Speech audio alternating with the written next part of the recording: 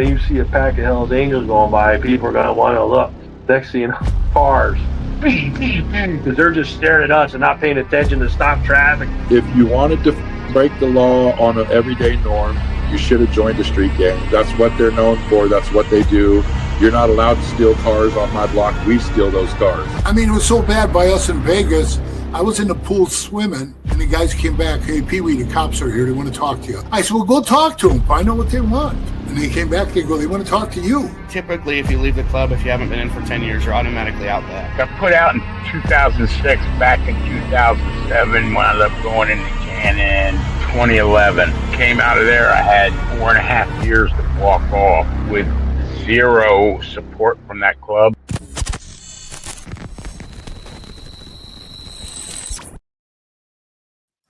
Welcome to this episode of Chatting with Stacks. I'm your host, Bill Stacks, and today we're going to talk about the Mesa Hells Angels getting their property back and a bunch of other cases that are going on. I appreciate all you guys taking the time to watch this show.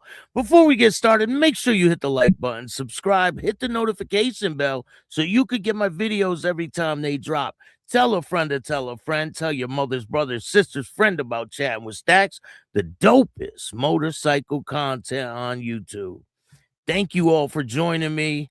We're growing at a fast pace. We're almost at 22,800. And it's every day, boom, boom, boom. Like, it's insane. I think I got 100 subscribers in one day. That's crazy. So thank you all. And we got a lot of people that have subscribed on Patreon. Make sure you check out Patreon. Exclusive footage, stuff I cannot play on YouTube because of the censorship. You guys know how it is. So if you want to see some uncensored content, go over there. You could see the whole interviews before they drop on YouTube, or you can join the membership on YouTube. I post stuff before it comes out publicly, so go check it out. You will not be disappointed.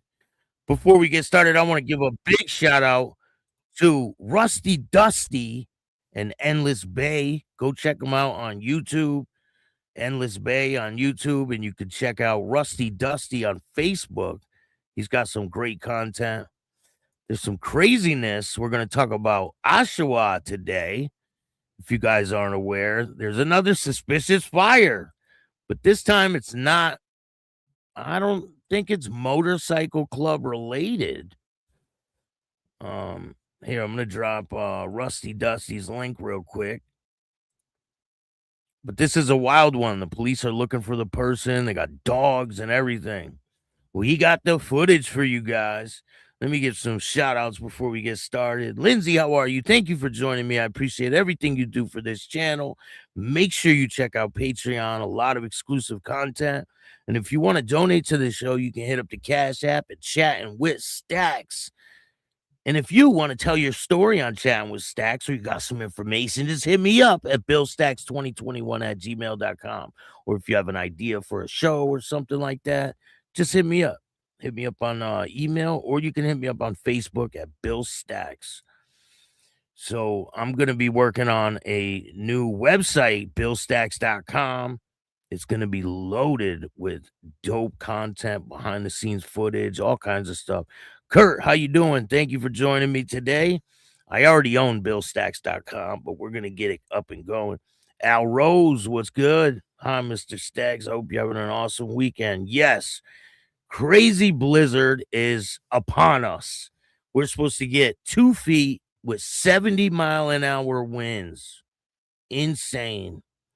It's supposed to be the blizzard of 26, they said. Endless Bay is in the building. Make sure you guys go follow Endless Bay on YouTube. Rusty Dusty on Facebook. He's got great content. He's got merch line. He's the one that helped me with the merch designs. Go check him out. He's got some really good stuff. Endless Bay. The link for his Facebook is in the chat. Shout out to Rusty Dusty. We're going to be doing an interview soon, too. Scrap Iron is in the building. What's good, man? Steve, how are you? Let's go, Stacks. Thank you. I appreciate you taking the time. I want to give give a shout out to Mountain Woman, sending prayers out to her for a fast recovery. I heard she has to walk all over again, but she put a message to everyone that she's doing okay, and there's a lot of people that have her supporting her. So shout out to her. I hope she gets better soon. It's terrible. I believe she was involved with a motorcycle crash, and we're going to talk about a couple motorcycle crashes today. So let's talk about this fire. Hey, Brian, how you doing? Thank you for joining me. Shout out to Alberta. Steve, what's good? Pepper, how are you? British Columbia is in the building. BC is in the building. We talked about British Columbia yesterday. There's a lot going on up there. I mean, they got the Hells Angels are getting busted left and right up there. I don't know what the hell is going on. Ryan, what's good? How are you? Thank you for joining me today. You guys know Bike Week is coming fast. It is coming very fast, and hopefully it's all peaceful and people can get along there this year, and hopefully there's no craziness that happens. But if there is, you guys know I'll be the first one to report on it. Hey, the Gymster, how are you, man? Shout out to the Gymster. We're going to be doing a show very soon. So Loud, what's good? Thank you for joining me. Shout out to the Boondocks in North Carolina. Little Mario is in the house. What's good, Little Mario? How have you been? No Grow, what's good, man? Thank you for joining me today. Appreciate you. Jay, what's good, man? How are you? You guys, I got the best subscribers in the business. Lee, how are you? What's good? Shout out to Lee. Stacks on Wax. Nova Scotia is in the house. Shout out to Nova Scotia. Paper Stacks. Did you hear what happened in London? No. What happened in London? London, Canada, or London, England? So let's check out this video. This video is from Colin Williamson from Facebook. This is another suspicious fire in Oshawa on Gibbons Street near Annapolis.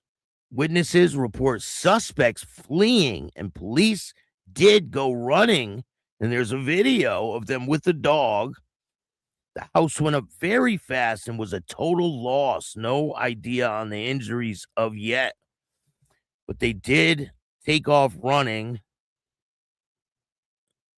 I thought you might nothing. It's been quiet. I thought you might know something. If I hear anything, I'll let you know. Tommy, what's good, man? How are you? So let's check out this video. This is a suspicious fire in Oshawa.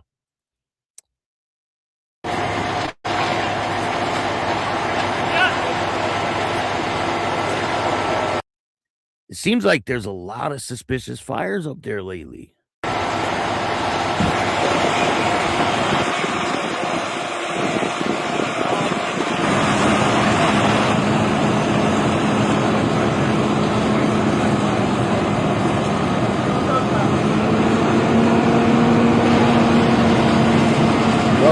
They go running after them. These cops, these guys are like, fuck that. We're going to go find these fuckers, right?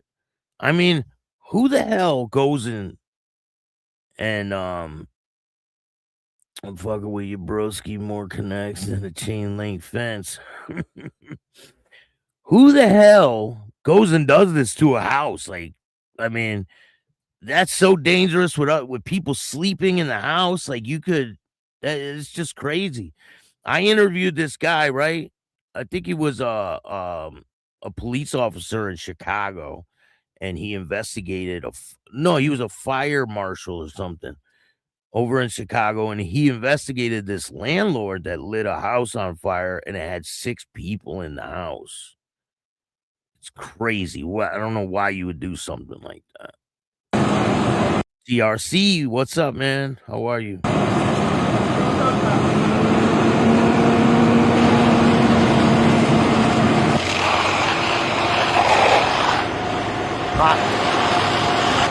Pops the Clubber. You're the one that had the message from Mountain Woman, right? Shout out to Mountain Woman. I hope she is recovering well. Make sure you send her our love. I hope she gets better soon.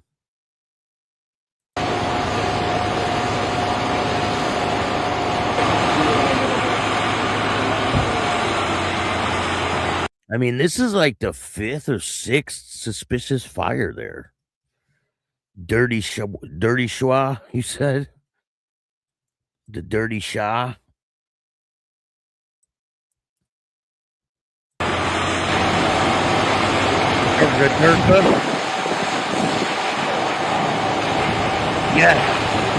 Yes, El Mencho was taken out in Mexico, and there's craziness going on over there. I believe like a war has broken out in Mexico because the leader of the Jalisco cartel was killed. So a lot of fires and smoke billowing it out everywhere. It's crazy fighting going on. We'll see what happens with that situation. I'll dig more into it. If you guys want to know about that, I will do some checking on it. But here's another video. This is when they take off, I believe, right? These guys just go running. They must have got like a call or something.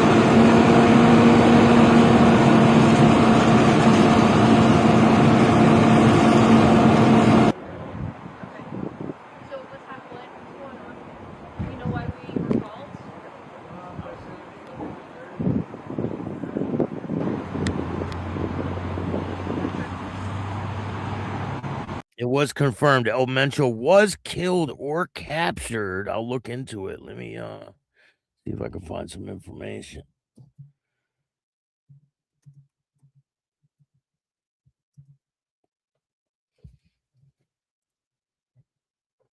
It says here an hour ago, Mexican army kills El Mencho, Mexico's most wanted drug kingpin, it says.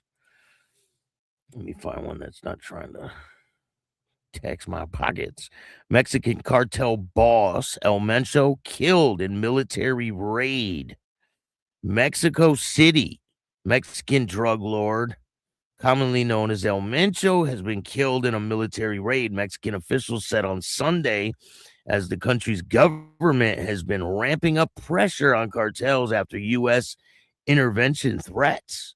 Mexico's defense ministry said a shootout in western state of Jalisco left El Mencho seriously injured, and he died during the transfer to Mexico City. So he was injured, and then he died on the plane, I guess. Ministry noted the U.S. authorities had provided complimentary information, it says. I bet you any money. What do you want to bet? That it had something to do with Ryan wedding. What do you want to bet? That would be wild. So the operation set off a wave of violence with torch cars, gunmen blocking highways in more than a half a dozen states. An ex-police officer says El Mencho was a shadowy figure, a leader of the Jalisco New Generation Cartel, or the CJNG, an outfit named for the western state in which the home of one of Mexico's biggest cities, Guadalajara. Over the relatively short period of time, the CJNG morphed into an international criminal enterprise, rivaling allies such as the Sinaloa cartel and gangs of captured kingpin El Chapo. Now in the U.S. prison, the military operation against El Mencho, or El whatever the hell his name is. What the hell's his name? El Mencho, yeah. It says the operation against El Mencho follows a pressure of campaign from Trump administration on the Mexican president, Claudia, to ramp up its crackdown on the drug operations, including U.S. threats to intervene directly in Mexico. So they're threatening to like go there and handle it ourselves, right? It says the operation for his arrest was led by the defense ministry and ended up being killed. A government source familiar with the operation said U.S. Deputy Secretary of the State said El Mencho's killing was a great development for the U.S. and Mexico, as well as the rest of Latin America. The Kingpin's killing notches a major victory for Mexico's drug war on cartels that are responsible for smuggling billions of dollars of cocaine and fentanyl into the U.S., and it is expected to unleash a wave of violence across Mexico. I mean, because it's like a power vacuum, right? If one of them goes, a bunch of people want to take his place. A tremendous amount of violence is going to happen, they said. Experts say the international organized crime. She compared El Mencho to other key drug figures taken down in recent years, Guzman, El Mayo, both from the rival Sinaloa cartel. Apart from the heads of the Sinaloa cartel, El Mencho has been the biggest prize for many, many years. Jalisco Governor Pablo Navarro urges residents to stay home until the situation is brought under control, and the U.S. Embassy advised its citizens to shelter in place.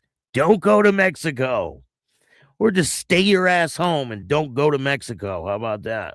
Videos on social media show cars ablaze, sending dark smoke into the skies on roads in Jalisco.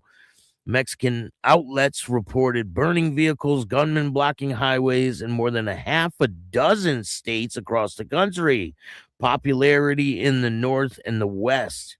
Air Canada said on Sunday temporarily suspended operations in Jalisco, Puerto Vallarta, and the Pacific Coast, a popular beach resort for Canadians and Americans.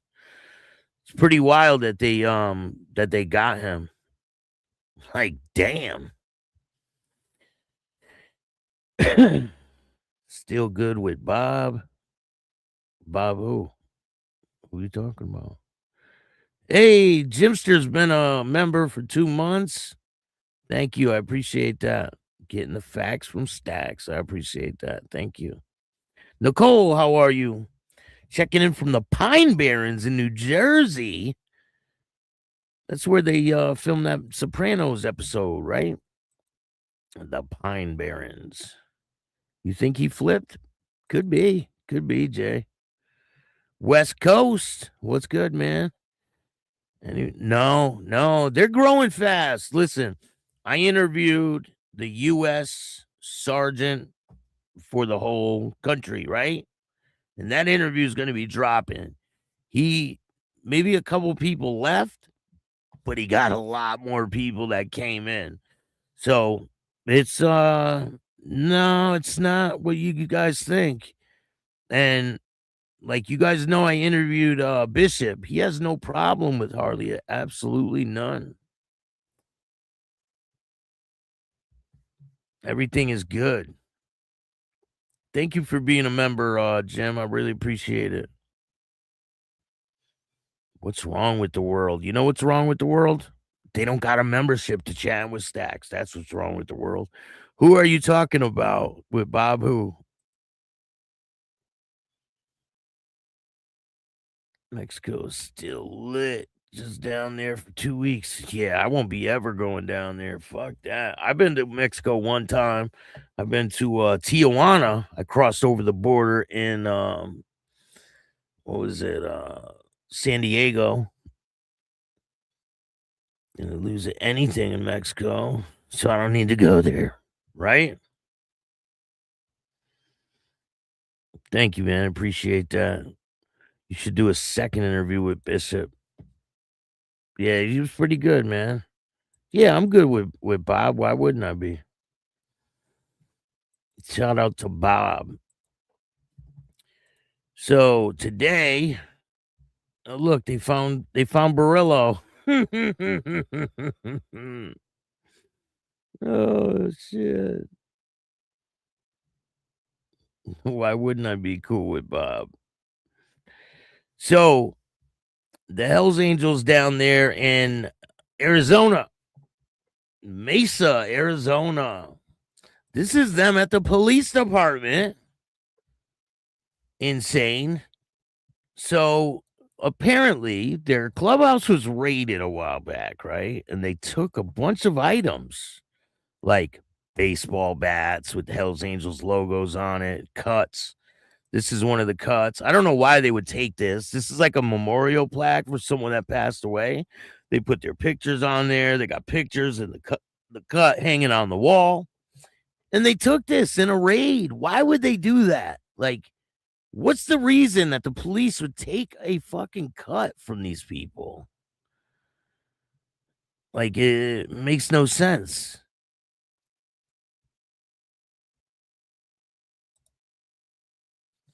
So they took cuts and all kinds of shit. So we're going to talk about that. So reputation raids and a ruthless brand inside the Hells Angels fight to reclaim their Mesa identity. The Hells Angels Motorcycle Club have, to say the least, a reputation. For decades, the club's winged death head emblem symbolizes rebellion, brotherhood, and according to law enforcement, an undercurrent of organized crime. But beyond the headlines and the courtroom dockets lies something equally powerful, a fierce, protected global brand in Mesa, Arizona. So Mesa, isn't that, I don't know if it's Mesa, but I know Arizona is where Barger was, right? And that's where Dobkins went and tried to target the Hells Angels. That brand recently came to the center of a high-stakes standoff between the club and police. In August, officers executed a raid on the Hells Angels Mesa Clubhouse, seizing hundreds of items as part of an investigation that coincides with charges against two members, what authorities describe as evidence collected. Club members saw something more personal: the temporary stripping of identity. When Mesa Police began returning seized property in February, the chapter president, Jason Mercier, stood among members reviewing boxes of paraphernalia. I believe this might be the president. I'm not 100% sure, but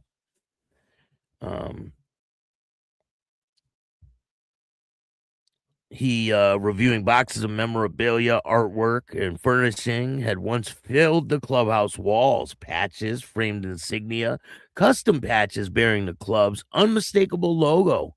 Items to an outsider might appear as ornamental. They carry layers of meaning within the biker world. There's a lot of it that gets taken by police in multiple cases across the country and never gets returned. It gets lost, Mercier told the Arizona Republic on February 19th as members inspected the recovered property. You go online right now and you could find it for sale. Of course, and then that guy over there in California will buy it on behalf of the lawyer that he buys items for. But all this type of stuff, I believe it belongs to the club, right? It goes right back to the club. Even the patches that these guys wear, they're just renting the patches, basically. Nobody owns it unless you pass away with it, and then you can take it with you when you die, right?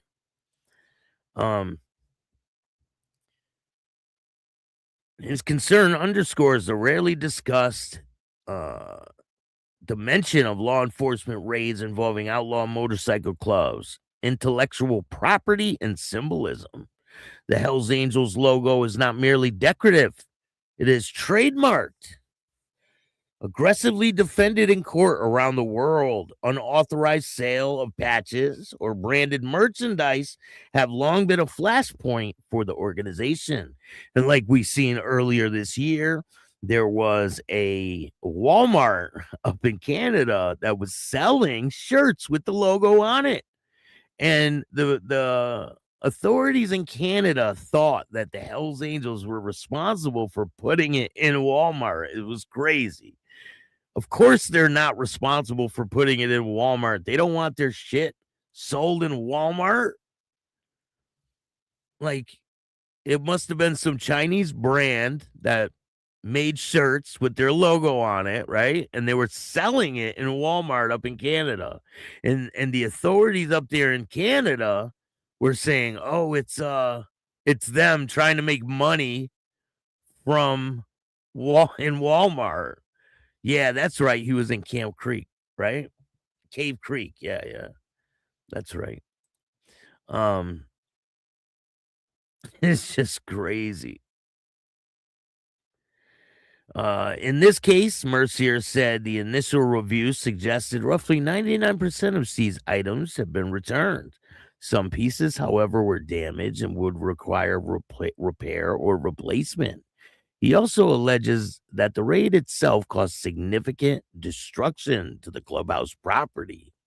I mean, they don't fix stuff if they come and crash your door down, they're not coming with a handyman to fix your shit. I mean, there was a kid who held himself in this woman's house down there in Florida, I think it was.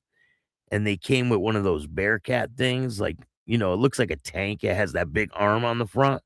And they punctured it through the garage, right through the car, turned the car up on its side, and then ripped the car right out of the house.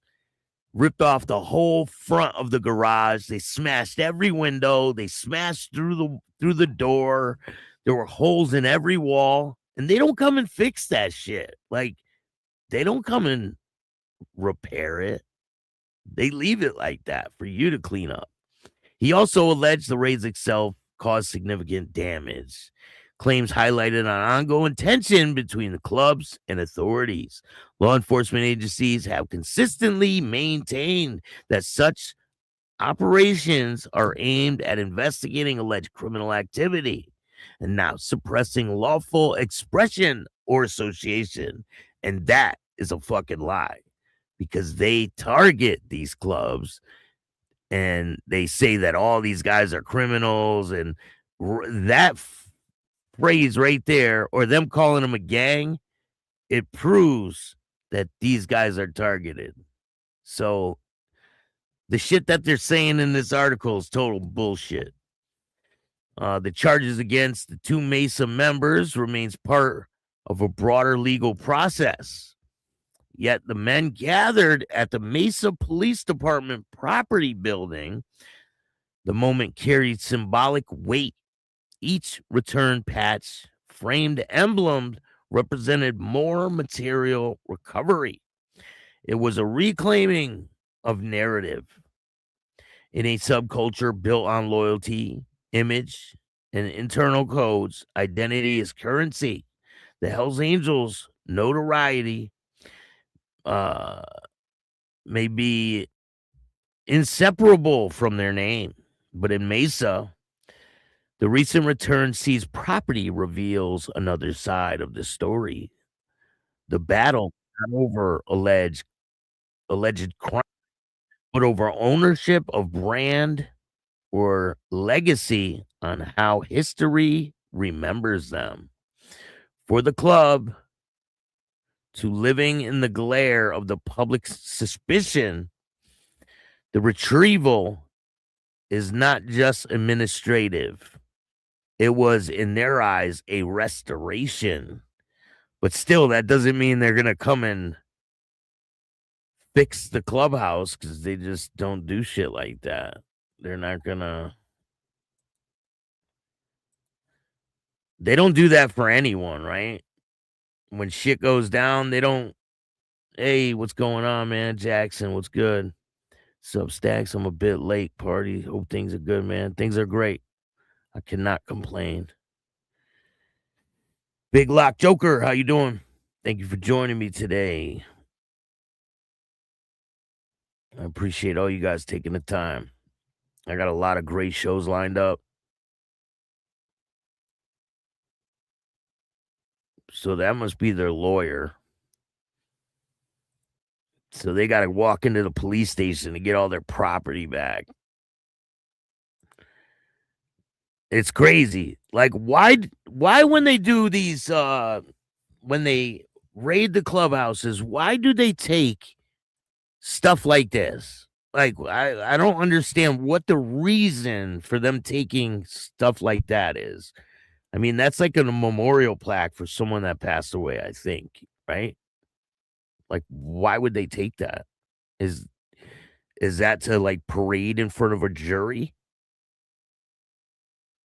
And I just don't want to understand why they would take that. I could see them taking this bat and parading that in front of a jury, right?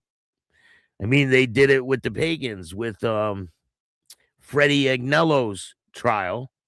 He was tried for the alleged murder of the woman, the radio DJ. They said that the husband hired him to off the wife, and they brung in the club and they convicted him because he was a member of the club. Like, why would they bring his patch and a axe handle that had nothing to do with him or the whole situation? Why would they bring that and like parade it in front of the jury? To scare him. That's why they did that. They do it for everyone is talking about the clubs and how clubs are treating members. Guess what? Nobody forced any motherfucker to join the club, and the people join of free will. 100%. No, the cops don't fix shit. 100%. No, they'll smash your shit up and just leave it. I mean, look, the windows are all busted, the doors all busted.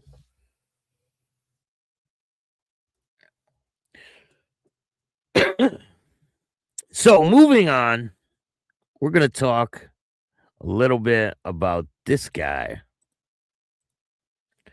So, this guy,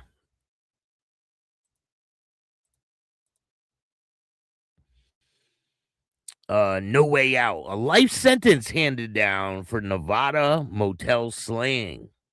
A Reno man will never see the outside of prison again after the judge ordered him to serve a life sentence for the gruesome 2024 killing of his wife.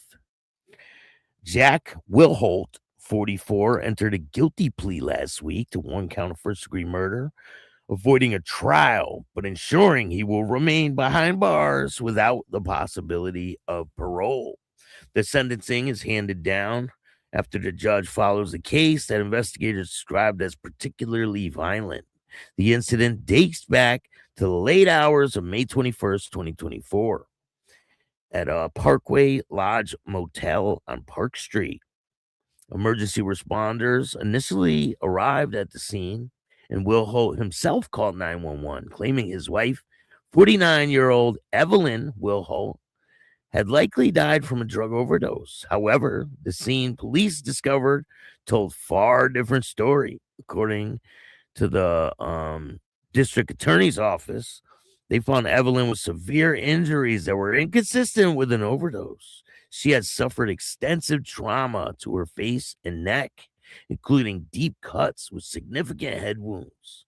Authorities also noted burn marks on her body, defensive wounds on her hands. Detectives quickly turned their attention to Jack Wilholt after noticing his swollen knuckles and various scratches on his arms. A search of the couple's living space revealed blood spatter across the room on several household appliances. Investigators found blood on the victim's walking cane, suggesting it had been used as a weapon during the assault. An autopsy later confirmed Evelyn died from a combination of blunt force trauma and other injuries. The district attorney, Chris Hicks, noted the evidence pointed towards substantial physical attack rather than an accidental death, which Wilholt originally reported. Like, how do you tell them, oh, she died of an overdose? She died of an overdose. How'd you get her head bashed in that? So he was sentenced to life in prison. It's crazy. People are nuts. Like, the next case we're going to be Stacks, I'm not referring to your own business or social media influencer. I'm referring to the free will people. Join freely syndicate organization, complain when they break the bylaws. A lot of them do. That is considered gang paraphernalia, and they can give you another charge for each item. That's crazy. Just heard about the Harley G's fire. That sucks. No, this fire here isn't Harley G's. Harley G's fire is old.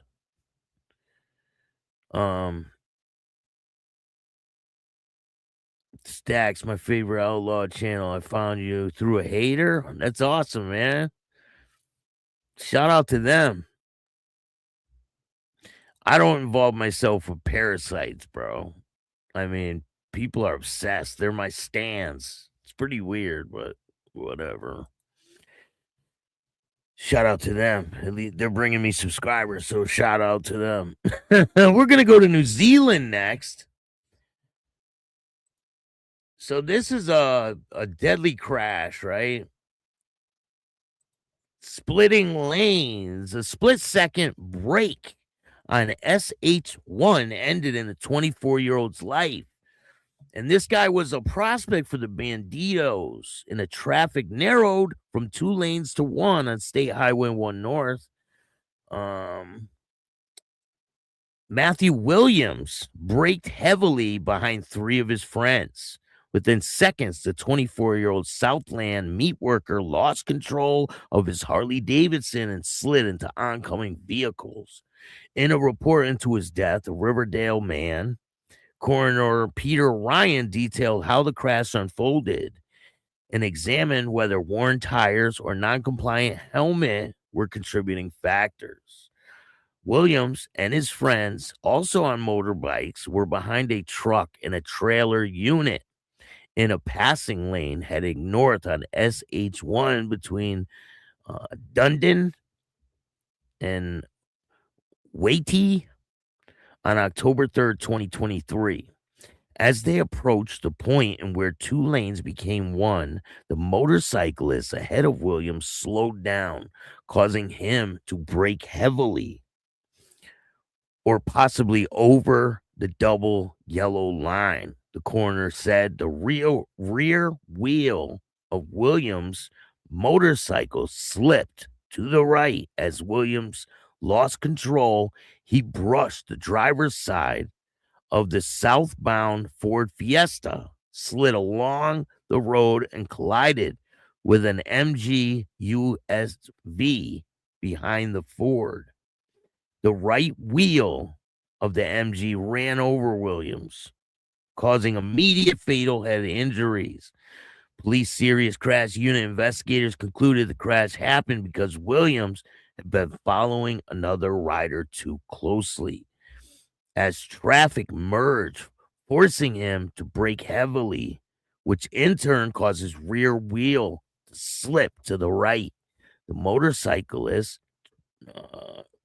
tread was below the legal minimum, so his tires were bald, basically, considered a contributing factor to the crash.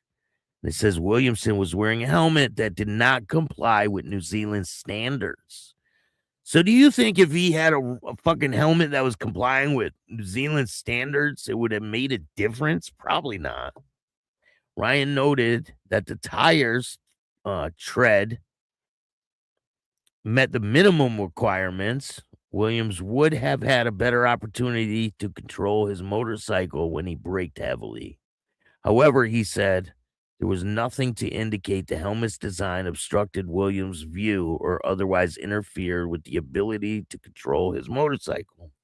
It seemed more likely that the non-compliance with New Zealand standards contributed to the severity of the injuries William received rather than being a contributing factor to the crash. So they're saying that he might have survived if he had a better helmet or better tires. Having that, there's no evidence before suggesting that he would have likely have survived being run over by an MG. if he had been wearing a helmet that complied with New Zealand standards, Ryan noted. Ryan said he was satisfied William died instantly from his injuries sustained after losing control and being struck by an oncoming vehicle, that the SUV driver had no opportunity to avoid him. Williams was a probationary member for the Banditos Motorcycle Club at the time of his death. Chapters of the International Club posted tributes following the crash, including message from overseas members describing him as forever etched in our hearts. Banditos MC has hundreds of chapters around the world and established in New Zealand since 2014. So that's a sad situation. They must have just came out with the report. So there is let me see the comments. I guess California and Florida year-long riding, right? Shit, nobody's fucking riding today, man. There's a blizzard warning. Blizzard watch. It's not a warning. We are getting a blizzard.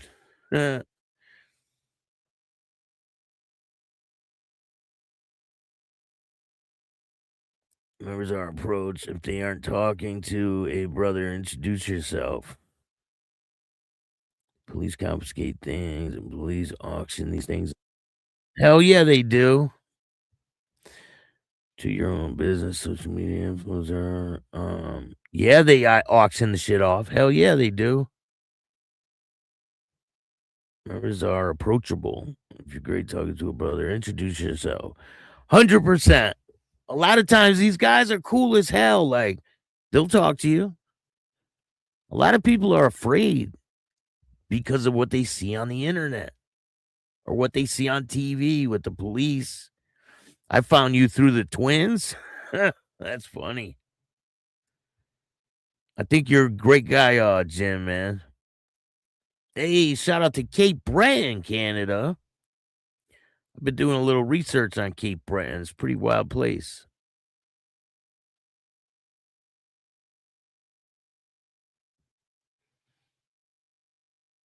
It's always like that, Kurt. Hey, what's good, man? Shout out to New Mexico. New Mexico's in the house. We're getting 70-mile-an-hour winds, 2 feet of snow. You know how bad the snow drifts are going to be? It's going to be crazy. 5 friends from Ontario for a funeral out west made it 3 bikes. That sucked big time. Damn, man. Sorry for your loss. That's really shitty. Got a notification you dropped a new video just now. Prison staff found dead. I'm watching you now.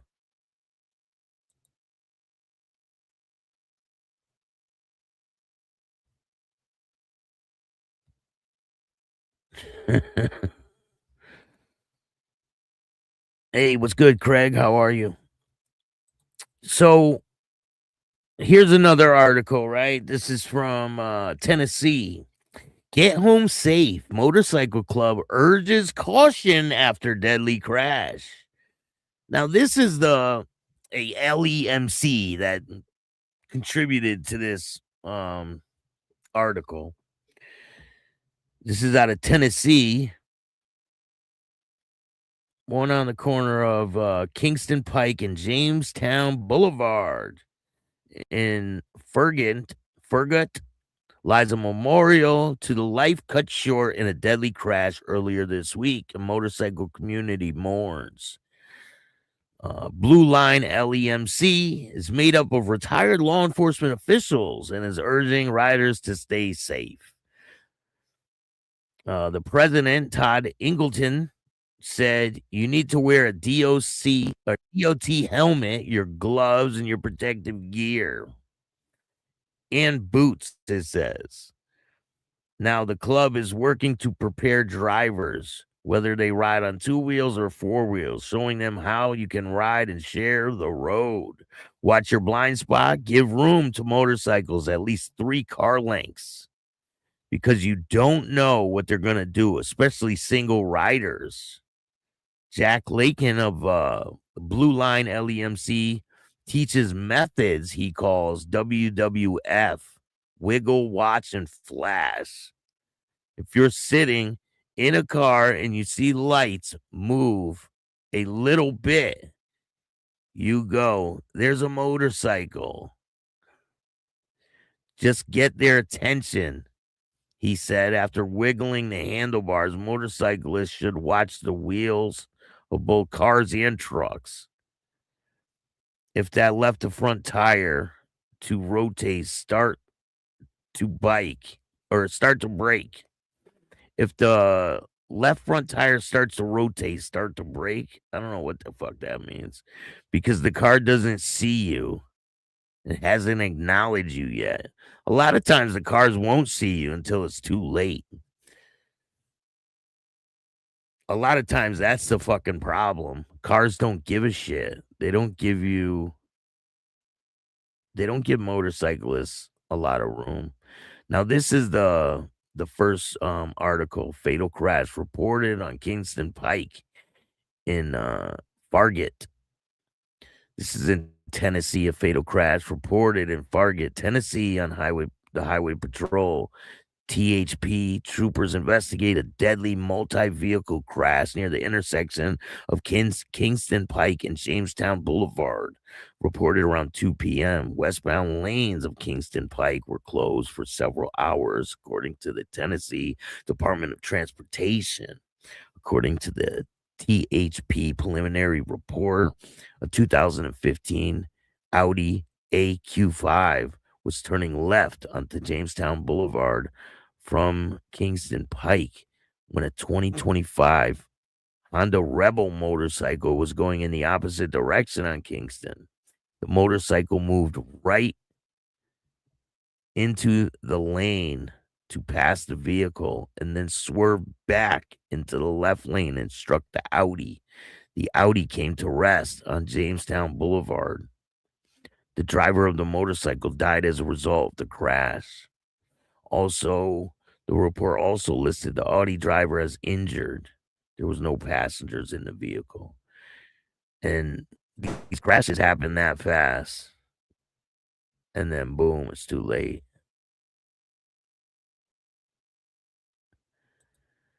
You just got to be very careful and be aware of your surroundings. You know what I'm saying?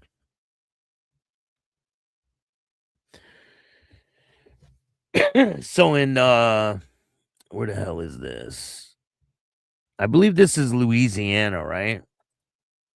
This other case is in Louisiana. Let's see here. A teen accused of a brutal beating has been arrested. Braden Harvey was booked into the Booster Max on Saturday, February 21st on a $150K bond. This is in Booster Parish, Louisiana. The Booster Parish Sheriff's Office issued a warrant for a battery case in which gained a lot of public attention. Facebook post was widely circulated showing a teen who had been brutally beaten. The post was made by the victim's sister who was seeking justice. Now that time has come. The sheriff's office issued a warrant for Braden Harvey and William Lucky V on charges of second-degree battery with bonds of $150,000. Lucky turned himself in. Looks like he wasn't so lucky, huh? In Booster Parish Maximum Facility Jail, and have since been released after posting the bond. Holy shit, these guys must be rich kids. Harvey has not turned himself in at this time. The sheriff's office said he was wanted in connection with an investigation into an incident that occurred February 12th. The sheriff's office said Harvey was last known to reside in Hongton.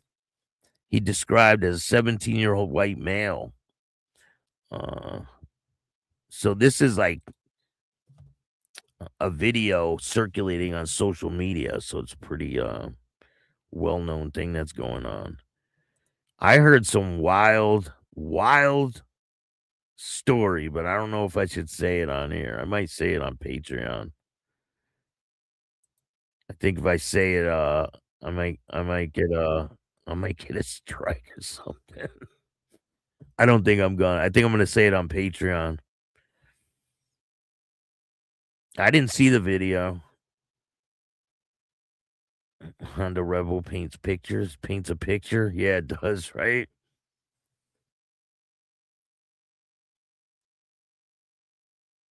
Shout out to Mountain Woman. Sean, how you doing? Much respect. Satan's Choice.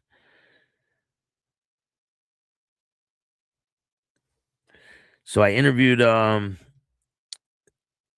one of the high-ranking member of the Satan's Choice from the U.S., and he explains a lot. So that one's going to be dropping soon. Stay tuned for that. Bishop quit Satan's Choice Motorcycle Club, and Harley starts Satan's Choice chapter right in Newfoundland.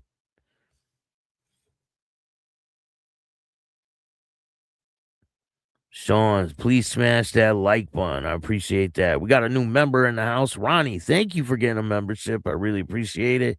You will not be disappointed. There's a lot of content. And if you even want to get more content, make sure you check out Patreon. That's where you'll get exclusive content that I cannot post on. Doug, how you doing? Thank you for joining me. Just say it allegedly. You can say it. Just say allegedly. I don't know, man. So you know that? Nah, I shouldn't. Not on YouTube. I'll do it on Patreon. I'll do a video on Patreon. There's a piece of fucking hair on my fucking...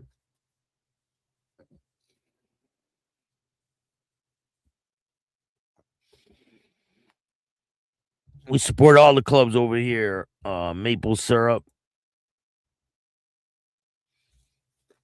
Rebecca, how are you? Thank you for joining us. Appreciate you.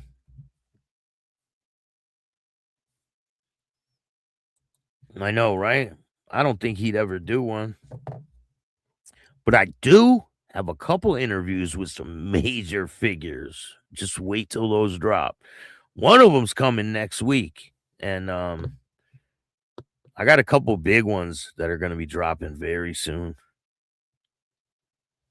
That's wild that they killed that cartel boss. El Mencho, huh?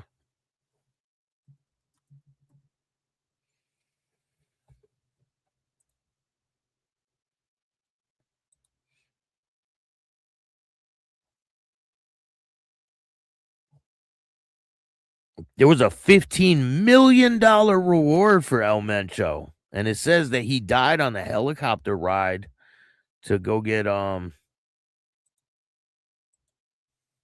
the helicopter ride to El Mencho is the guy that killed this dude, right? The kid that was making fun of him online. Remember that? This kid right here was making fun of El Mencho online. And he ended up killing him.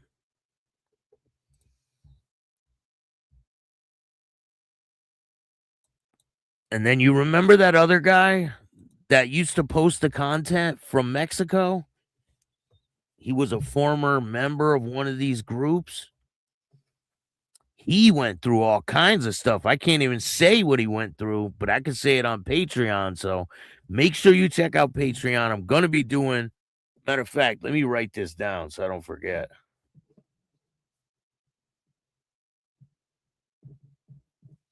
And I'll go over one of his videos. And I'll tell you exactly what I'm talking about. And this is an crazy information. I just can't say it here, but I will say it over there on Patreon. So go check it out. I'm going to make a video right now for Patreon. So you'll know exactly what it is if you go over there. I'm going to share the link for Patreon. We got a lot of people over on Patreon. We got 370 people on Patreon. So make sure you get a membership. Doesn't cost a lot. It's a couple dollars. It's like $2 or something. We got 370 people on Patreon. There's a link in the description of this video. Shout out to everybody out there. I really appreciate you guys. Straight up. How's things, Bill? Things are great, man. Bishop is a solid, straight up man when it comes from my folks, brother and sister were born. Lost contact with our relative, Bill, since last time I was there. It's 1976. Damn.